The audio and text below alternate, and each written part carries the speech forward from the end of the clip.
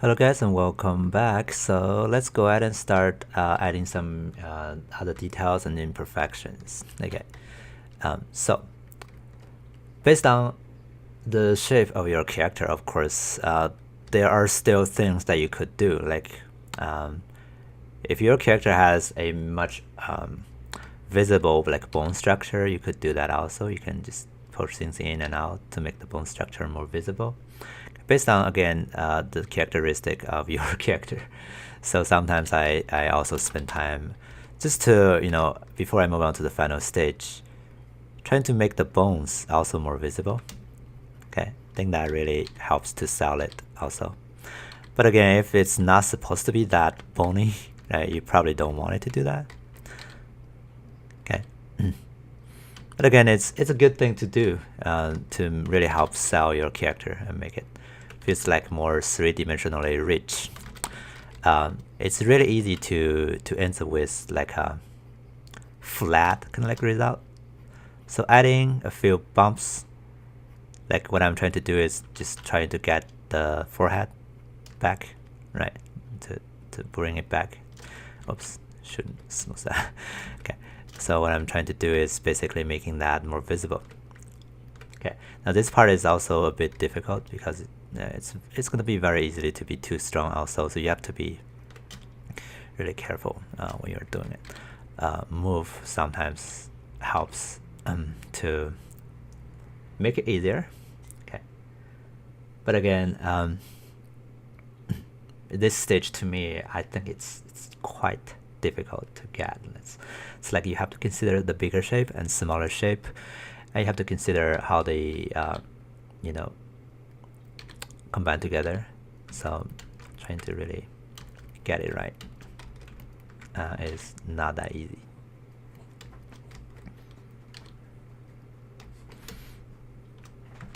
Sometimes edge polish helps to sell it also, because edge polish is in my opinion, it's a smoothing tool. It's not like making a flat surface. It's smoothing, and or in traditional painting, you're forming a plane, if that makes sense.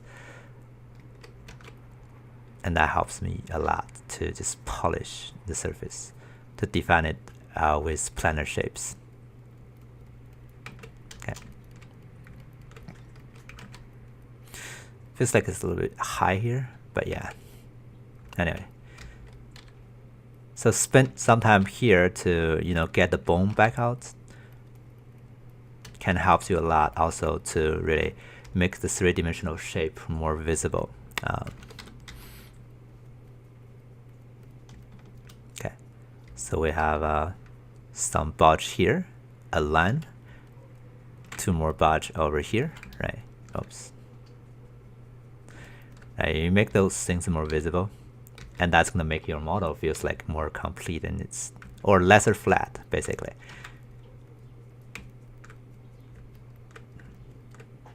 Right, maybe I can extend my winkle over here just a bit.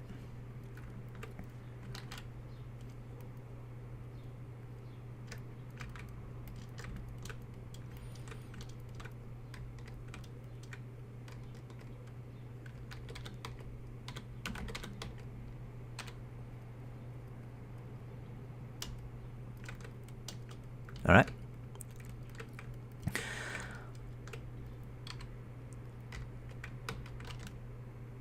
So you can also use edge polish to make the cheekbone also feels like it has more bones on it, more hard edge, right? And same goes to the bottom of the jaw. You can give it some hard, flattened face, just to make it feels like it's harder than the other areas. So you can feel like there's a change of hard area and some area that is all meat, right? So this area compared to this area, okay, that's another dimension of variation, I guess. Okay. Anyway, so for imperfections, right, what we can do is we can add some, like, for example, the bottom of the jaw, you can kind of like add some interesting, like, smaller winkles. Find some reference that really helps you to make that. Right, you can see how that makes it feels like it has just some more detail. Some people call this kind of thing like high contrast skin details that can really make the skin looks more attractive.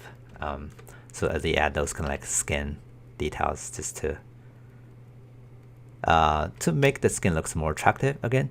To me, it feels like it's kind of like cheating because not everyone have that. Okay, if you're making a character that doesn't have that and you just add that for the purpose of, making it more attractive, I guess it's kind of like not really respecting to the actual thing you're doing.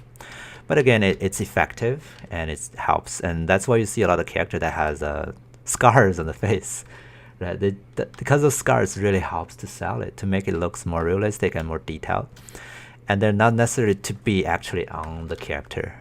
I don't think, scars should be happening on all characters, but you see a lot of characters on ArtStation or somewhere else that does just have that scar there, right? To help just make it looks more detailed. I personally don't like that trend. I think if your character doesn't have a scar, don't add the scar just for the sake of it to make it looks more detailed. But still, that's a good technique to use. The other thing I think you can use though, or which I do like to add, is smaller irregularities for the skin, like those little moles like that on the face that really can help you to make the character looks more realistic, because human face are not perfect, right? There should be some mold or something like that around the face, or some extra smaller wrinkles here and there around the lips or the mouth. Okay, that's something you can also just add. Okay, over time it's going to gradually get more and more detailed. Okay, make sure that they also fit with the surrounding nicely, so they don't just there and just live on their own, so you blend the edges. Okay.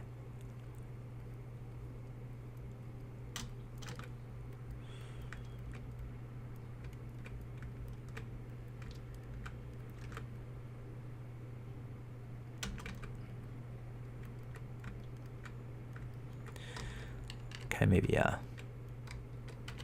some more visible wrinkle here.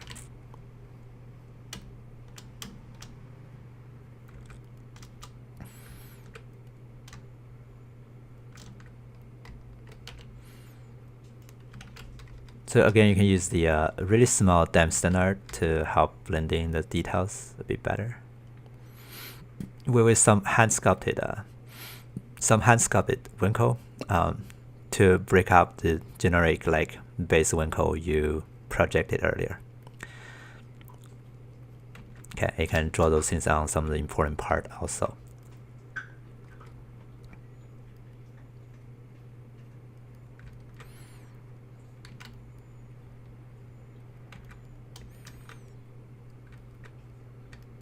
At this stage, it's really up to you now to enhance more or less. Just never forget to also check your big shape all the time and make sure that they are fun.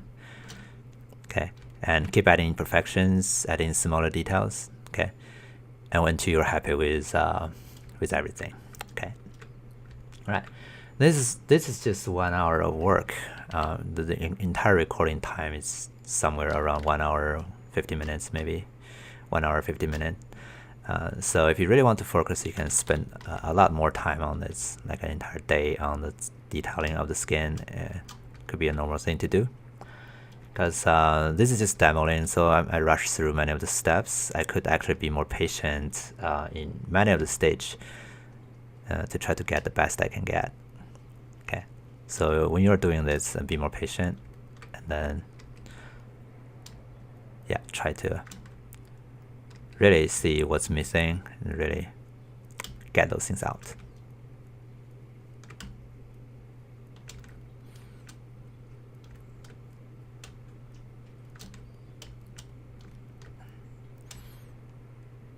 Some anatomy study would be really helpful too, because if you don't know what you're doing, it's also dangerous. Like sometimes when I'm sculpting those things, I'm thinking, okay, what I'm doing here, right? Is that something really exist on the anatomy? sometimes it's weird. Like people grow in a weird way. So I would struggle sometimes. Like when I see some shape I don't understand, I kind of wanted to refer to some anatomy reference to see what that is. But then I don't really see or understand what that is at all, even after watching or looking at some anatomy book, because it's kind of like just something really weird happening on the face of this guy.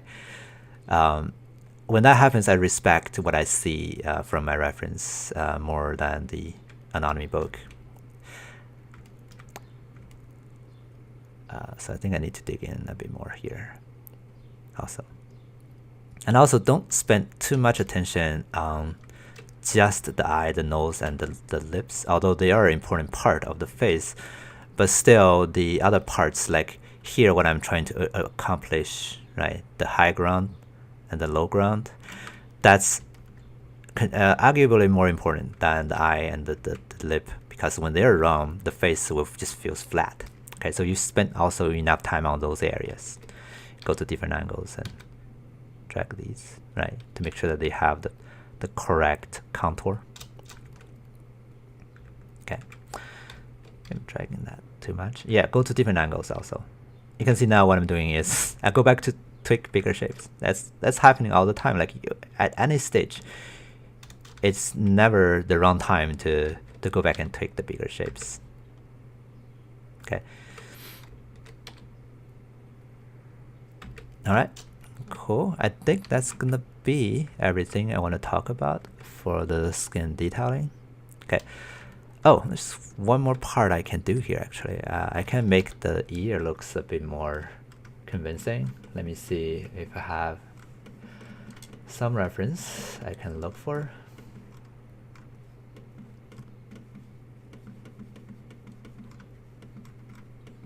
Okay.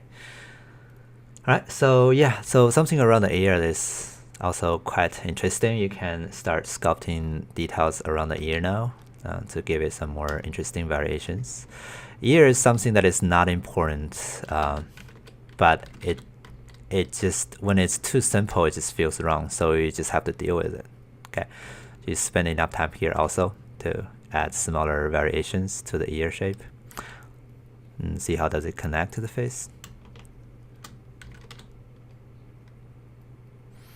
Or how does it evolve in between? Like, you know, there must be some deep valley inside, right? You just have to deal with those things.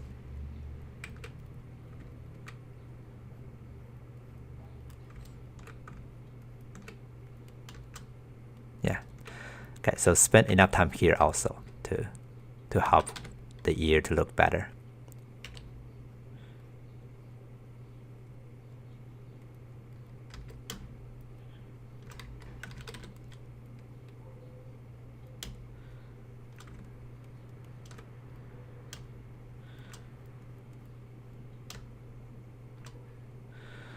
All right, okay, so I think that's gonna be it for this entire video tutorial. I hope that everything here does give you a better insight on what can you do with ZBrush and detailing. Okay, this workflow is something I don't know if other people use. It's probably I don't know. I didn't learn it from other people. I just come up with this. I think, yeah, always try to think about other possible ways of doing skin. I think that's quite helpful. And of course, eventually when you're done, right, you can then say, okay, I'm done with here now. I turn off the displacement. Okay, so you got just the sculpted skin detail, and you go back to the layers and you turn on the skin detail you sculpted. Okay.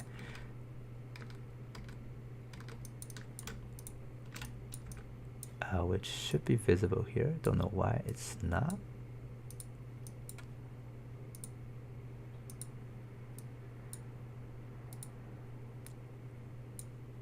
Huh, it's not allowing me to do that. Maybe I'm hiding something. I'm not quite sure. That's strange. Maybe I need to reopen ZBrush. Sometimes it's bugging out. But you can also see that after we sculpted, even without those skin details, those things does make it looks pretty good already, right? And those skin details just, again, secondary things that helps to sell it. but those primary things you sculpted out are far more important. Okay, so maybe I need to restart ZBrush, so let me do that, and then I can show you the final stage on baking all those down, right? Alright, I think I know what's going on, because I forget to go back to the subject level 6. That's actually the level I was sculpting. Okay, now we can get everything back. So I can turn on the visibility here now on this guy, and on the other guy. Okay, you can see we're getting everything back again. Okay, and again we can of course tweak their intensity, so I think they're quite strong now, so I'm going to change that to 0.6, okay, to make it weaker. Okay, and maybe the base skin to be also a bit weaker, 0.1. Okay, until I'm happy with the blending between the smaller details and then my own sculpting. And when I'm happy with everything I did here, okay, we can just say bake all. Okay, that's gonna bake all the detail on the model, and that's when you can move on to the next stage. Bake normal map, start sculpting, start texturing, and you know everything else. Alright, cool. So that's gonna be it for this skin detailing tutorial. Let me do a render. Hopefully we can see something. Alright, so again, just to recap, the important thing is always bigger shapes. Smaller shapes are supplementary, so they can help, but they do not decide the final result. So you always go back and see or try to find out if there's some problem or some imperfections in your bigger or secondary shapes. And then smaller shapes, when you're doing smaller shapes, make sure that also they're reusable. They don't really compete too much with the bigger shape, and then they do also help to support the bigger shapes, right? Help the flow, like the winkle around the eyelid, you know, those kind of things. And also try to find out variations that you can do. Like sometimes you can find variations on like the hardness of the bone structure and the softness of the skin, right? That's a difference you can make. And also find variations on like how deep some winkles are, and you know some other winkles may not as deep, right? So find those variations also when you see that. Always respect your reference. Of course, try to understand it with your anatomy knowledge, because that really helps you to really know what's going on. Okay, all right, cool. That's some in ZBrush render. Yeah, I guess that's it for this video tutorial. Thanks for watching. See you next time.